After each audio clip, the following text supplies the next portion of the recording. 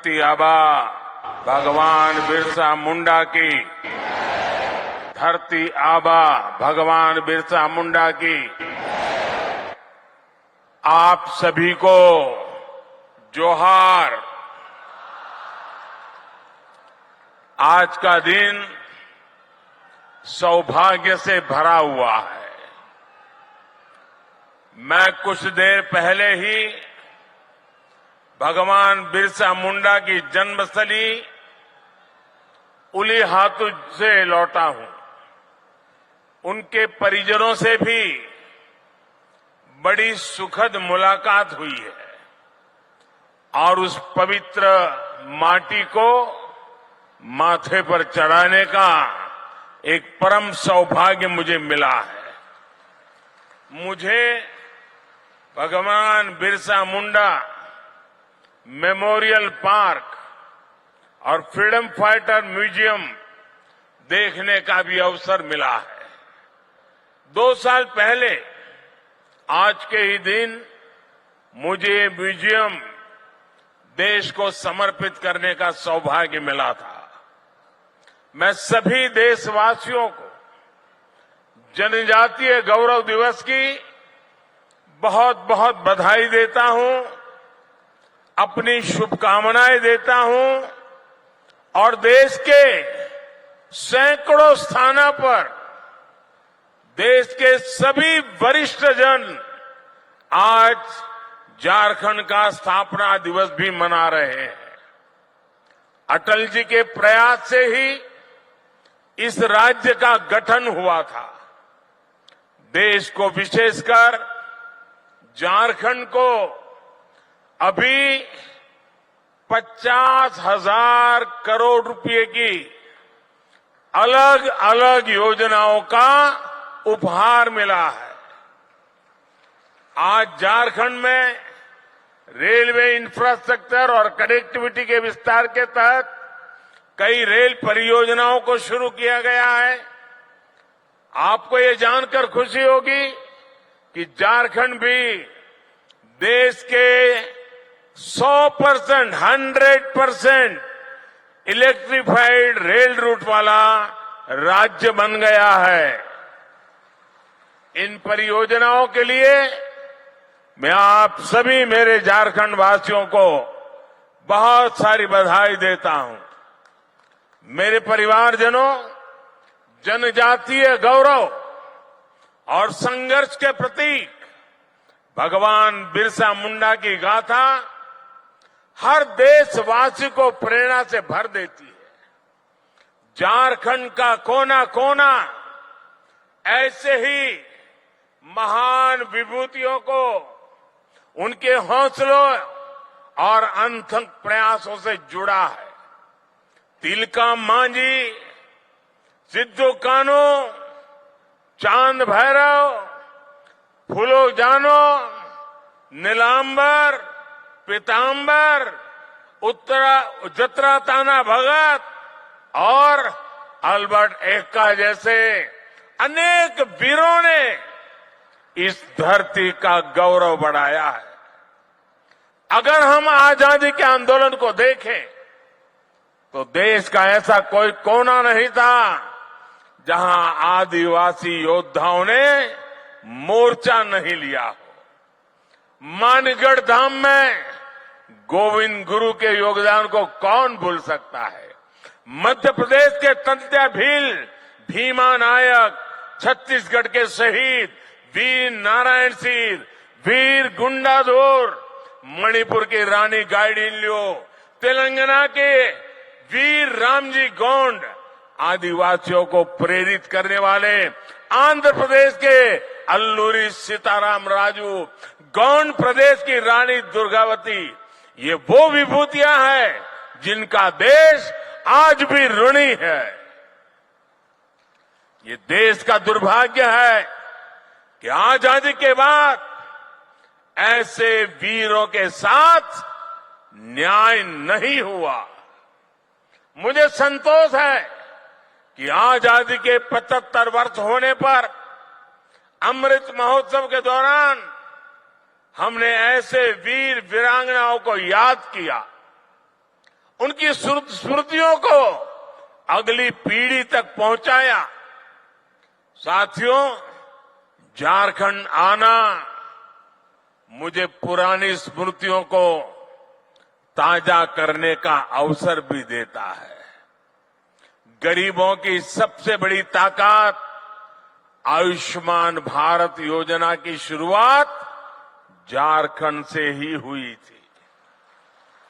कुछ ही साल पहले खूंटी में मैंने सोलर पावर से चलने वाले जिला न्यायालय का उद्घाटन किया था। अब आज झारखंड की इस पावन भूमि से एक नहीं बल्कि दो ऐतिहासिक अभियानों की शुरुआत होने जा रही है। विकसित भारत संकल्प यात्रा सैचुरेशन के सरकार के लक्ष्यों को प्राप्त करने का सशक्त माध्यम बनेगी। पीएम जनजाति आदिवासी न्याय महाअभियान विलुप्त होने की कगार पर खड़ी जनजातियां, जिसे हम अब तक प्रिमिटिव ट्राइब के रूप में जानते हैं, उनकी रक्षा करेगा, उन्हें सशक्त करेगा। ये दोनों ही अभियान अमृत काल में भारत की विकास यात्रा को नई ऊर्जा देंगे। मेरे परिवारजनों, मुझे सरकार के मुखिया के तौर पर, हेड ऑफ द गवर्नमेंट के तौर पर अब 2 दशक से भी ज्यादा समय बीत गया है। देशवासियों की आकांक्षाओं को जानने का, समझने का मुझे बहुत करीबी से मौका मिला है। अपने उन अनुभवों के आधार पर मैं आज एक अमृत मंत्र आपके सामने रख रहा हूं और भगवान बिरसा मुंडा की धरती से रख रहा हूं।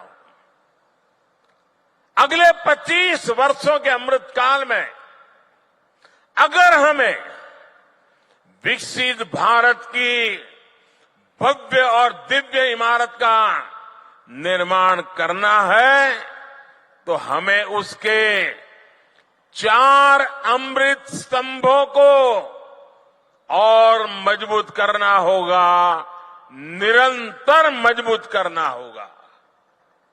हमारी सरकार ने जितना 10 साल में किया, अब उससे भी ज्यादा ऊर्जा के साथ हमें इन 4 अमृत स्तंभों पर अपनी पूरी ताकत लगानी है। और विकसित भारत के 4 अमृत स्तंभ मैं आपको बताना चाहता हूं। ये 4 अमृत स्तंभ है क्या? पहला अमृत स्तंभ भारत की हमारी महिलाएं, हमारी माताएं बहनें, हमारी नारी शक्ति। दूसरा अमृत स्तंभ है हमारे भारत के किसान भाई बहन और किसानी से जुड़े हुए जो कारोबार है, चाहे पशुपालक हो, चाहे मछली पालक हो, ये सारे हमारे अन्नदाता। तीसरा अमृत स्तंभ भारत के नौजवान, हमारे देश की युवा शक्ति, जो आने वाले 25 साल में देश को नई ऊंचाई पर पहुंचाने वाली सबसे बड़ी शक्ति है। और चौथा अमृत स्तंभ भारत का मध्यम वर्ग, नियो मिडिल क्लास और भारत के मेरे गरीब भाई बहन। इन 4 स्तंभों को हम जितना मजबूत करेंगे, विकसित भारत की इमारत भी उतनी ही ऊंची उठेगी।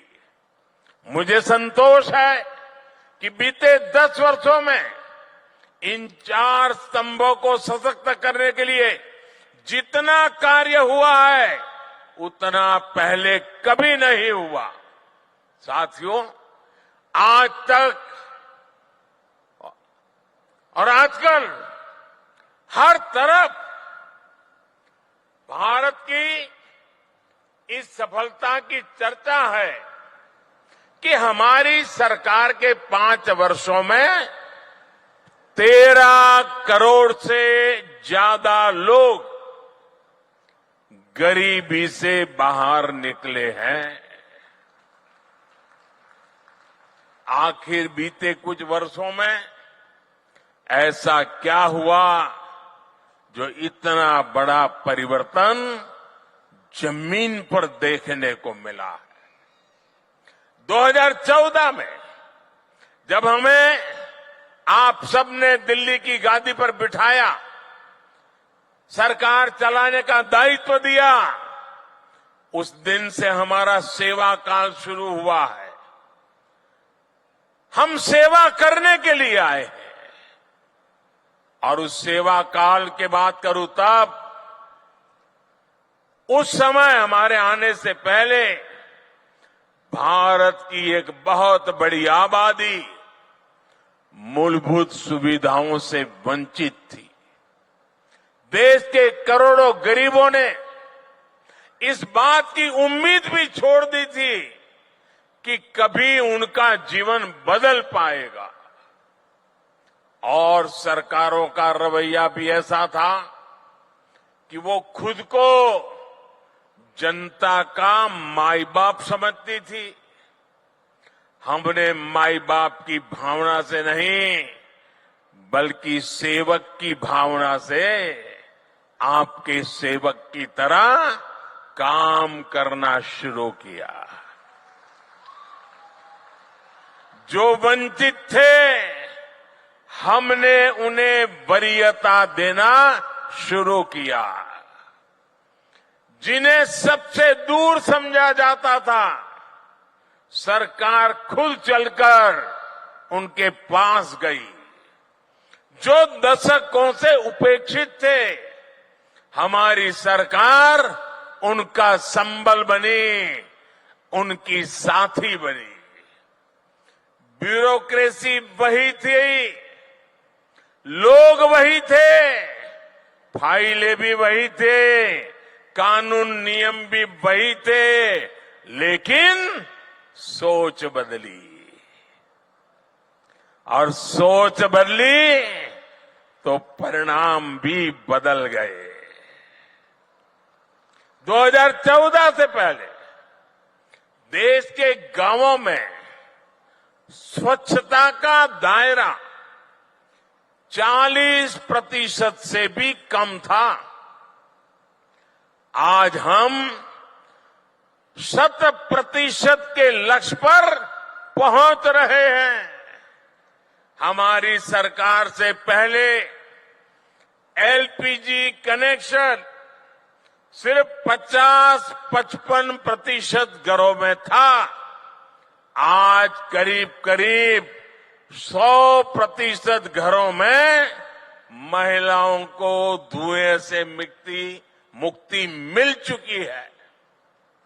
पहले देश के सिर्फ 55% बच्चों को ही जीवन रक्षक टीके लग पाते थे, आधे बच्चे रह जाते थे। आज लगभग 100% बच्चों का टीकाकरण हो पा रहा है। आजादी के बाद 7 दशकों में देश के सिर्फ 17% ग्रामीण परिवारों तक नल से जल की सुविधा थी। 20% भी नहीं। जल जीवन मिशन की वजह से आज ये भी 70% तक पहुंच रहा है। और साथियों, हम आप जानते हैं कि समाज में जिनको उस समय मिला था वो कौन थे? ये शुरुआती मलाई मिली वो लोग कौन थे? ये सारे रसूखदार लोग हुआ करते थे।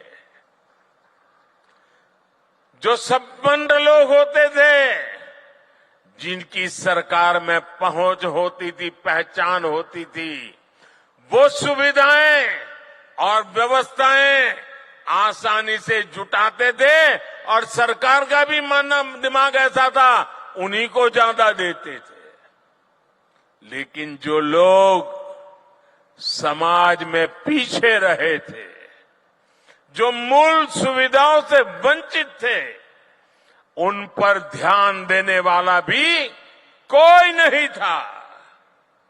वो असुविधाओं के बीच अपना जीवन काट रहे थे। मोदी ने समाज के ऐसे वंचितों को अपनी प्राथमिकता बनाया, क्योंकि वो लोग हैं जिनके बीच में जिया हूं। मैंने कभी ऐसे परिवारों की रोटी खाई है,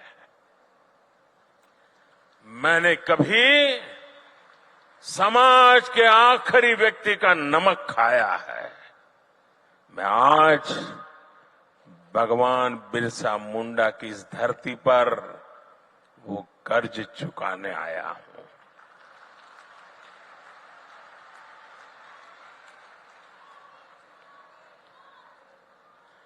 मेरे परिवारजनों, आमतौर पर सरकारों का रवैया रहता है कि जो आसानी से हासिल हो जाए उस लक्ष्य को पहले प्राप्त करो। लेकिन हमने दूसरी रणनीति पर काम किया। मैं तो ज्ञानियों को कहूंगा इसका अध्ययन करें। आपको याद होगा, आजादी के इतने दशकों के बाद भी 18,000 गांव ऐसे रह गए थे जहां बिजली नहीं पहुंची थी। 18वीं शताब्दी में जीने के लिए, अंधेरे में जीने के लिए मजबूर थे।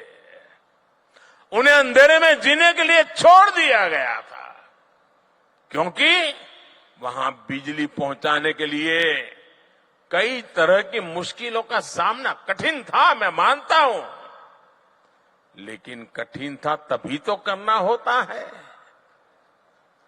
मक्खन पे लकीर तो हर कोई करता है, अरे पत्थर पर भी तो लकीर करनी चाहिए। और मैंने लाल किले से वादा किया था देश को कि मैं 1000 दिन में 18,000 गांवों तक बिजली पहुंचाने का कठिन संकल्प मैंने सार्वजनिक रूप से लिया था। और आज मुझे सर झुका करके कहना है कि ये आपके सेवक ने उस काम को समय पर पूरा कर दिया था। साथियों, हमारे देश में 110 से ज्यादा जिले ऐसे थे जो विकास के हर पैरामीटर पर पिछड़े हुए थे, बहुत पीछे थे।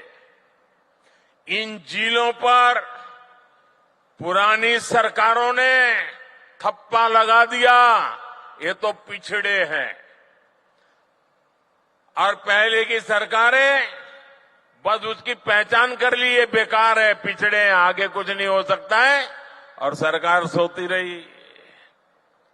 इन जिलों में शिक्षा, स्वास्थ्य सुविधाएं दशकों से दयनीय स्थिति में थी।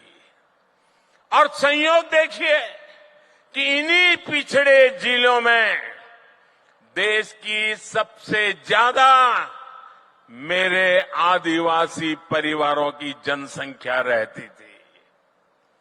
जब अफसरों को पनिशमेंट पोस्टिंग करनी होती थी तो इन्हीं जिलों में भेज दिया जाता था। थका हुआ, हारा हुआ, नाकाम जो व्यक्ति है उसी को कहते जाओ यार तुम उधर रहो, तुम्हारा इधर काम नहीं है। अब वो जाके क्या करेगा? इन 110 से ज्यादा जिलों को अपने हाल पर छोड़कर भारत कभी विकसित नहीं हो सकता था। इसलिए वंचितों को वरीयता के सिद्धांत पर चलते हुए हमारी सरकार ने इन जिलों को एस्पिरेशनल डिस्ट्रिक्ट, आकांक्षी जिलों के रूप में घोषित किया।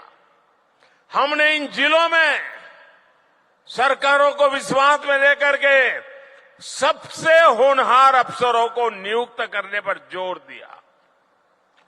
जिन जिलों में हम शिक्षा, स्वास्थ्य, सड़क ऐसे अनेक विषयों पर शून्य से काम शुरू करके सफलता के नए शिखर पर पहुंच रहे हैं। यहां झारखंड में भी ये अपना खूंटी समेत ऐसे कई जिले उस सूची में है। अब आकांक्षी जिला अभियान की सफलता को आकांक्षी ब्लॉक कार्यक्रम के जरिए इसका विस्तार किया जा रहा है। मेरे परिवारजनों, दशकों तक हमारे देश में सोशल जस्टिस, सामाजिक न्याय और सेक्युलरिज्म न जाने रोज सुबह शाम इसके गीत तो बहुत गाए, बयानबाजी बहुत होती रही। सच्चा सेक्युलरिज्म तभी आता है जब देश के किसी भी नागरिक के साथ भेदभाव की सारी संभावनाएं खत्म हो जाए। सामाजिक न्याय का भरोसा तभी मिलता है जब सबको बराबरी से, समान भावना से सरकारी योजनाओं का लाभ मिले। दुर्भाग्य से आज भी बहुत से राज्यों में कई गरीब हैं जिनके पास योजनाओं की पर्याप्त जानकारी नहीं है। कई ऐसे भी गरीब हैं जो योजनाओं का लाभ लेने के लिए भाग दौड़ करने में सक्षम नहीं है। आखिर कब तक हम उन्हें उनके हाल पर छोड़े रहेंगे? इसी दर्द में से, इसी पीड़ा में से, इसी संवेदना में से ये एक सोच निर्माण हुई है और इसी सोच के साथ अब आज से विकसित भारत संकल्प यात्रा शुरू हो रही है। ये यात्रा आज 15 नवंबर भगवान बिरसा मुंडा की जन्म जयंती 15 नवंबर से शुरू करके अगले साल 26 जनवरी को तक उसको चलाया जाएगा। इस यात्रा में सरकार मिशन मोड में देश के गांव-गांव जाएगी। हर गरीब, हर वंचित को सरकारी योजनाओं का जो हकदार है उसके हक के लिए उसको लाभार्थी बनाया जाएगा। उसको इस योजना पहुंचे उसकी व्यवस्था की जाएगी। और आपको याद होगा, मेरे मीडिया के कुछ मित्रों को मालूम नहीं रहता है, 2018 में भी मैंने एक प्रयोग किया था। केंद्र सरकार ने ऐसे ही एक ग्राम स्वराज अभियान चलाया था और मैंने भारत सरकार के 1000 अफसरों को गांवों में भेजा था। एयर कंडीशन कमरों से निकाल करके 1000 अफसर गांवों में जाकर के बैठे थे। इस अभियान में भी हम 7 प्रमुख योजनाओं को लेकर हर गांव तक गए थे। मुझे विश्वास है कि ग्राम स्वराज अभियान की तरह ही हमें विकसित भारत संकल्प यात्रा में भी हर गांव जाकर के ऐसे हर हकदार को मिलकर के इस योजना को सफल करने का प्रण लेकर के निकलना है। और जब भगवान बिरसा की धरती से निकलते हैं तो सफलता अवश्य मिलती है।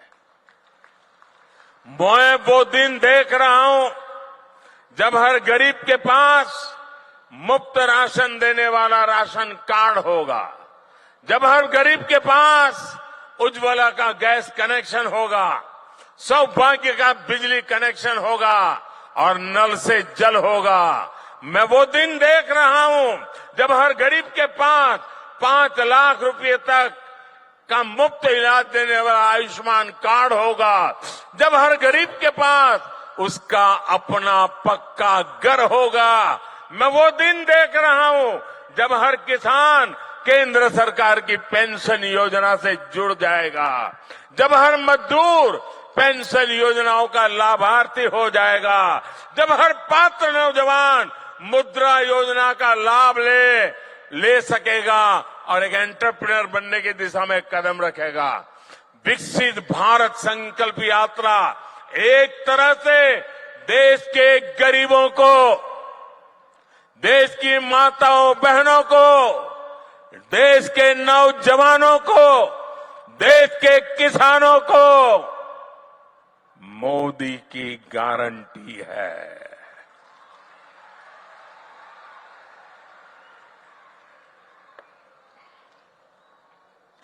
और जब मोदी की गारंटी होती है ना, तो आप जानते हैं वो गारंटी क्या होती है? मोदी की गारंटी यानी गारंटी पूरा होने की भी गारंटी।